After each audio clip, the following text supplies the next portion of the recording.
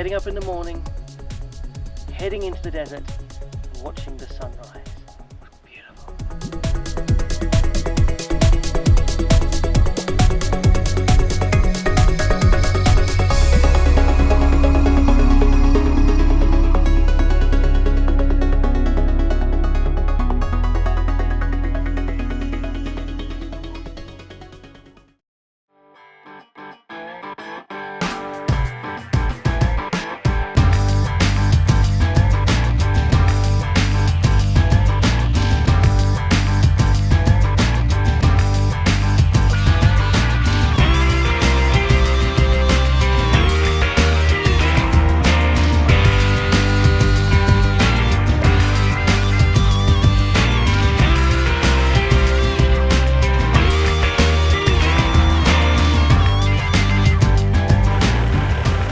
Here's what can happen if A, you don't let your tyres down, B, you don't really know what you're doing. Now, the people who rented this car are helpfully pushing, while one of the shuttle drivers is helpfully driving them out. So you're using the technique, wiggling the wheel, keeping it steady but not over accelerating it, because if you push too hard on the throttle, the car just gets sunk deeper and deeper in. Not how you want to start your morning. But a good bit of exercise, I guess. There we go. Now down to the most sandy patch. He doesn't stop here. You see, he's still not got good traction. You've got to keep it going, wiggling that wheel, getting some firmer ground. And now we can go off and just, well, take the car. No, honestly, he's going to stop on some firmer land and pick them up. And you see the other car demonstrating that you can get through quite easily. Embarrassing. Good job it wasn't me.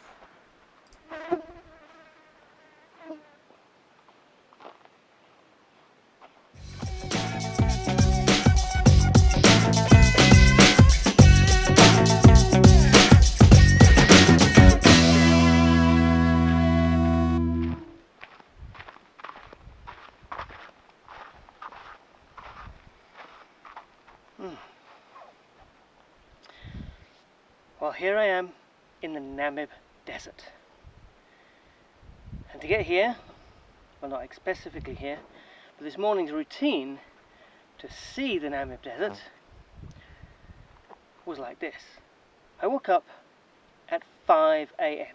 5 a.m. It was dark, it was cold. I was in bed, I was comfy. But if you want to go in and catch sunrise in the desert, you've got to get up early. So 5 a.m. rise it was. Packed away the sleeping bags, packed away the roof tent, had a quick breakfast that I prepared before yesterday, had a drink, and then drove into the desert. So I trundled in there, dark, half asleep, obviously carefully watching where I'm going. There was an oryx, ran across the road in front of me. It's really beautiful. It was a bit scary, woke me up a little bit.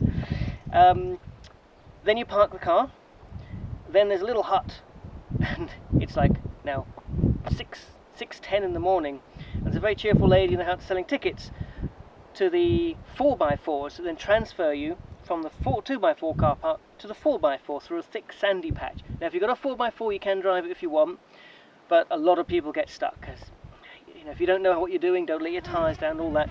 So it's 150 Namibian dollars, and that's to transfer there and back. And these shuttles run between the 2x4 and the 4x4 car park, which is just outside Sossusvlei itself, the big sand dune, and they run all day.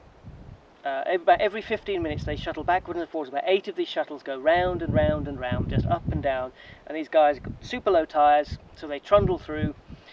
10 people can go on there, but there doesn't need to be full. They basically go up and down all the time.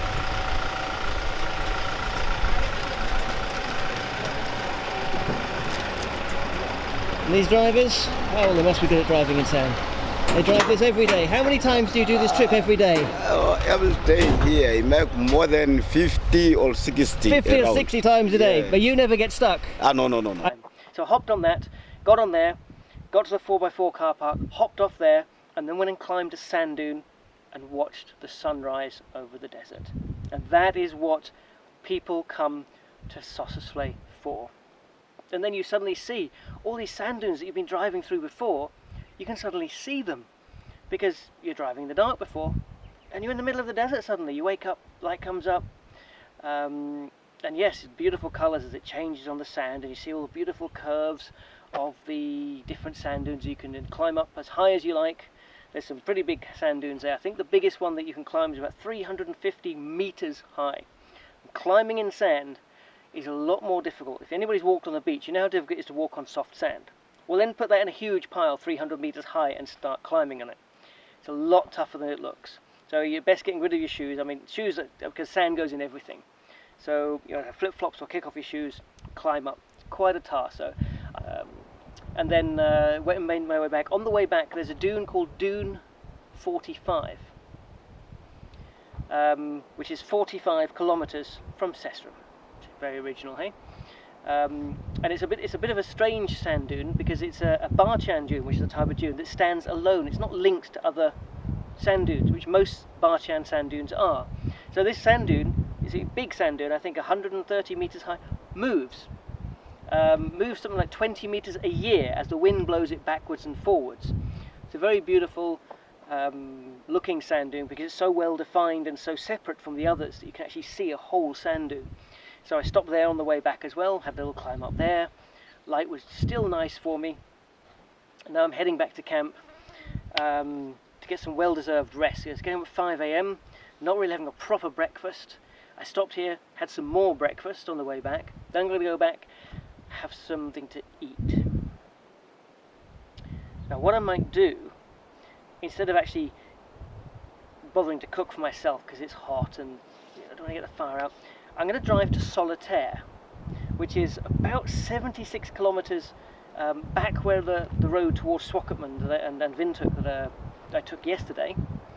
But there's a particularly good bakery. So there's a bakery, very good bakery, very famous bakery. Does a very good apple pie or apple crumble. But I was thinking I could pick up either a meal there or some rolls to go with the chicken I cooked yesterday. But I'm going to go and investigate Solitaire. There's a garage, curio shop, bakery, and I'll go and see what that's all about.